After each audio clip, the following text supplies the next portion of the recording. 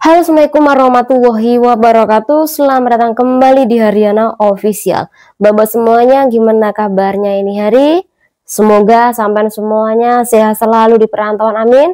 Semoga bapak semuanya terhindar dari bahaya di sekitar sampean maupun bahaya dari kejauhan, ya Mbak. Amin ya robbal alamin.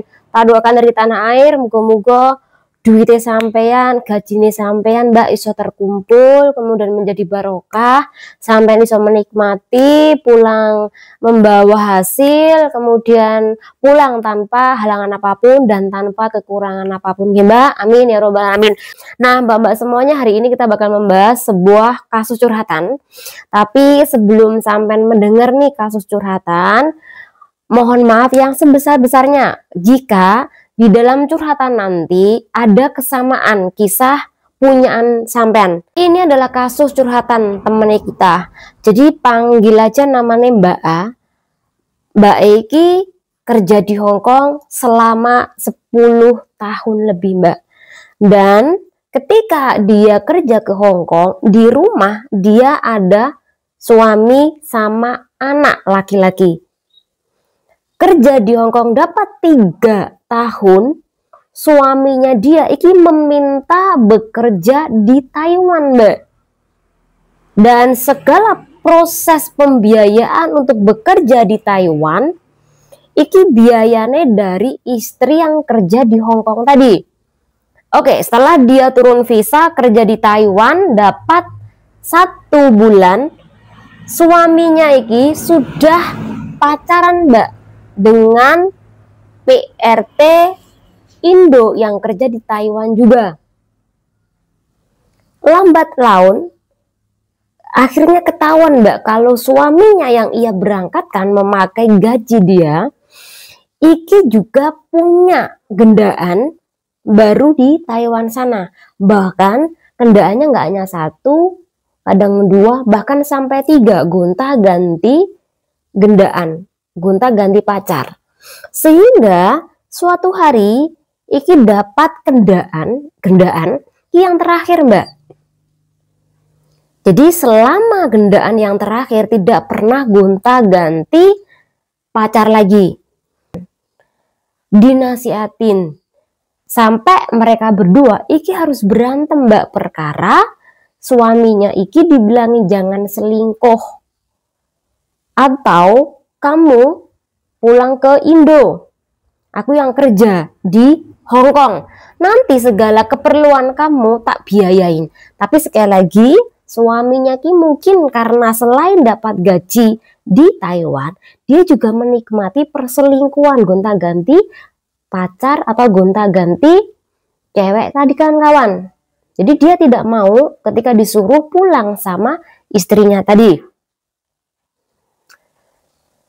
Dan si suami ki juga pernah nih ngomong alasannya, oh karena kamu tidak kerja di Taiwan, jadi aku melakukan perselingkuhan. Aku kan manusia normal lah, pengen juga nih, selama itu ya pengen ngerasakan lah. Tapi karena kamu tidak di sini, biasa melampiaskan ke perempuan lain.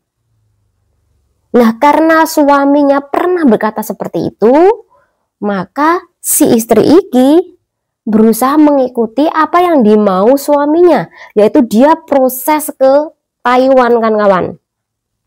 Dan kemudian sesuai kesepakatan yang laki-laki iki pulang ke Indo, tapi dia bakal kerja lagi ke Taiwan karena dia hanya cuti saja. Sedangkan si Mbak A tadi bukan cuti, tapi dia pulang seterusnya ke Indo, tapi dia mau proses ke Taiwan kan kawan. Jadi mereka tinggal nih saat ini satu rumah. Jadi walaupun si suami tadi selingkuh berkali-kali, si Mbak Aiki mencoba memaafkan suaminya, berharap nih nanti berubah. Karena sekali lagi yang ia pikirkan adalah anak-anaknya juga. Karena ketika mereka pisah, kasihan nih anak laki-lakinya. Jadi itu kenapa dia mempertahankan rumah tangganya, Mbak. Oke, setelah mereka iki di rumah, laki-lakinya atau suaminya iki tetap mbak berhubungan lewat sosmed, bahkan video call sama gendaannya yang di Taiwan.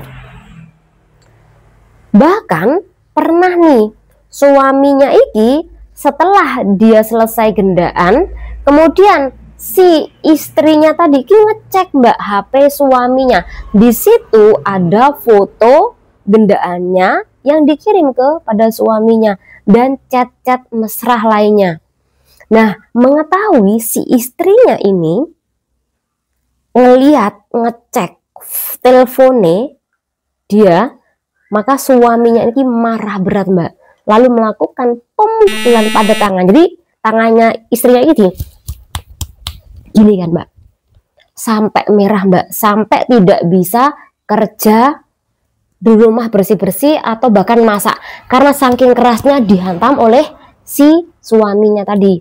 Karena suaminya ini berharap, kamu kalau tahu HP-ku berada dimanapun, kamu jangan coba-coba untuk ngecek isinya apa yang aku lakukan, kamu tidak perlu tahu.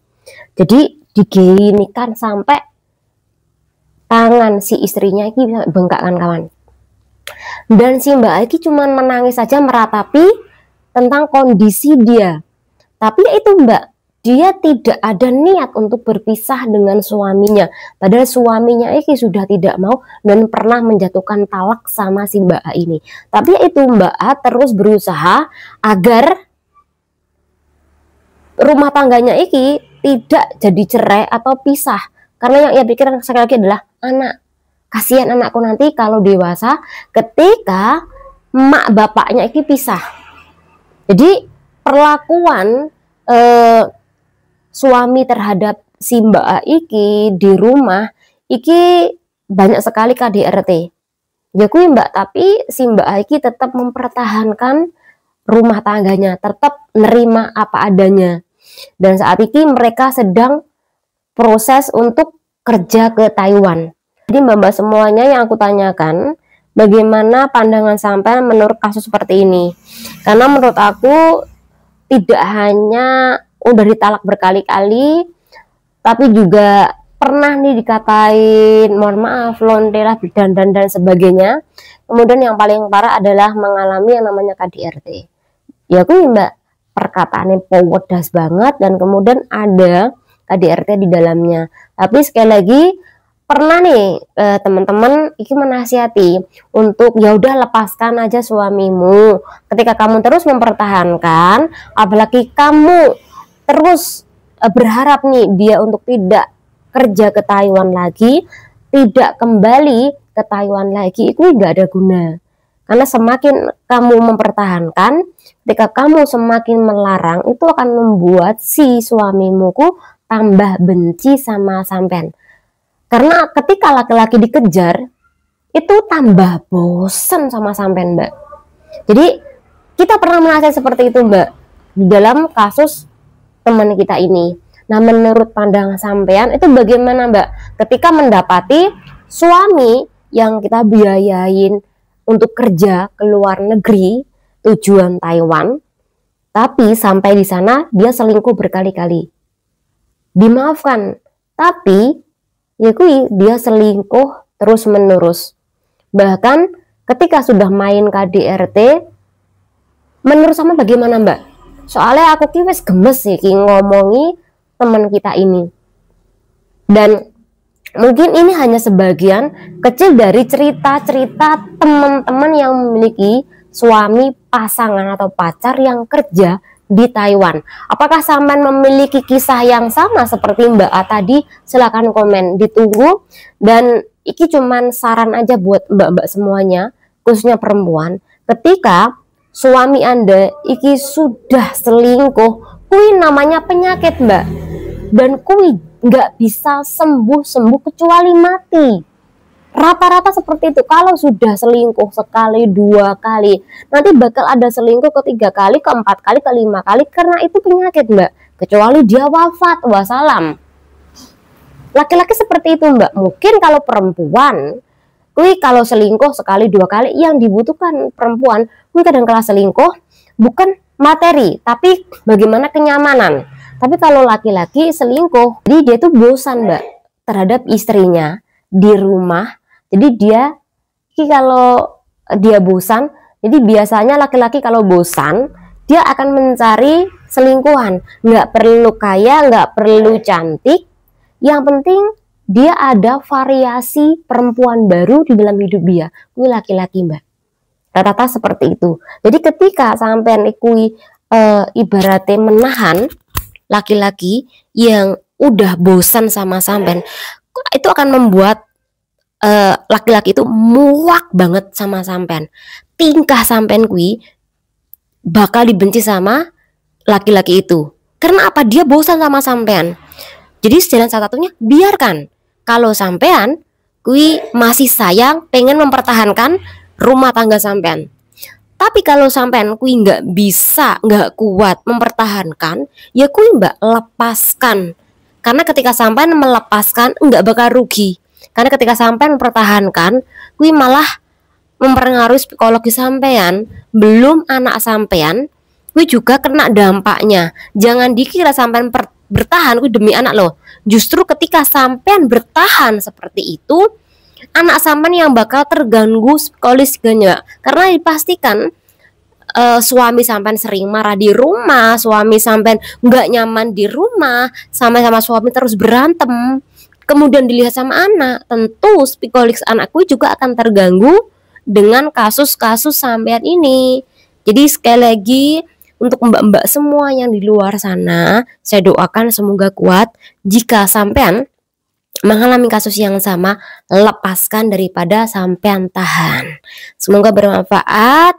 Jangan diri. Sekali lagi iki hanyalah nasihat, pembahasan kasus curhatan saja, bukan untuk nyebar aib kok Mbak. Ini cuman menurut pandangan sampean gimana sih mengenai kasus-kasus seperti ini? Karena di sini dipastikan yuk, nggak hanya sekali dua kali orang yang berada di kasus ini, pasti banyak nih. Jadi saya minta saran, komentar sampean bagaimana, atau mungkin sampean memiliki pengalaman pribadi, silahkan komen, ditunggu. Semoga bermanfaat. Jangan diri. Wassalamualaikum warahmatullahi wabarakatuh.